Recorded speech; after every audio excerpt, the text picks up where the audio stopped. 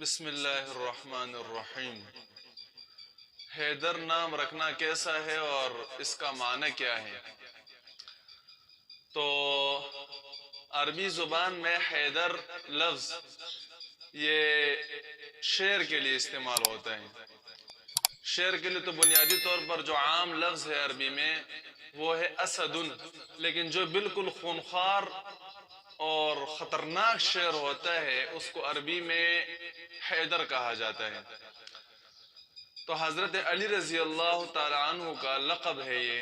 حضرت علی رضی اللہ تعالیٰ عنہ چونکہ بہادری میں بہت زیادہ مشہور تھے اور ان کا مقابلہ کوئی نہیں کر سکتا تھا، اس وجہ سے ان کا لقب حیدر رکھا گیا۔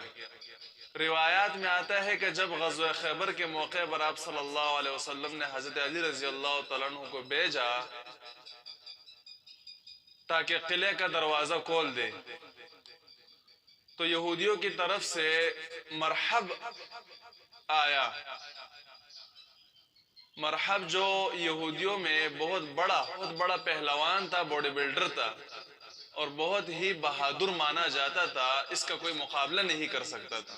تو مرحب سب سے پہلے نکلا یہودیوں کے قلعے سے اور مسلمانوں کو چیلنج دیا اور عربی میں کچھ اشعار پڑھے اور چیلنج دیا اور مسلمانوں کو لتاڑا کہ کوئی میرے مقابلے میں آئے، میرے سامنے جو ہے کھڑا ہو جائے صرف۔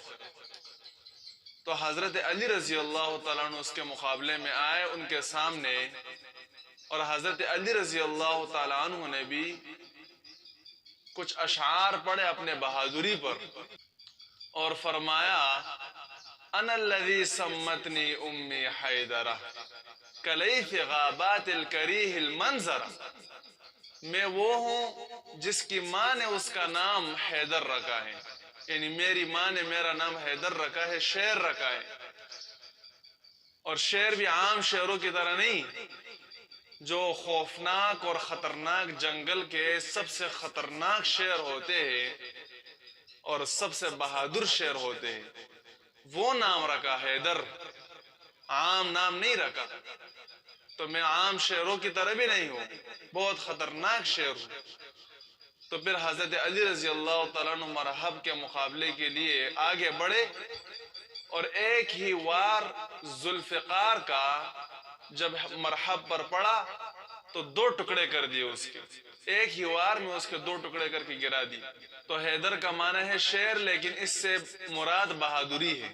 تو حضرت علی رضی اللہ تعالیٰ عنہ کی مناسبت سے یہ نام رکھنا بہت بہترین نام ہے، اچھا نام ہے اور یہ رکھنا چاہیے۔ اور معنی بھی اس کا بہت بہترین معنی ہے، شیر، بہادر، چونکہ شیر کی صفت بہادری ہے تو اس وجہ سے یہ نام رکھنا مناسب ہے۔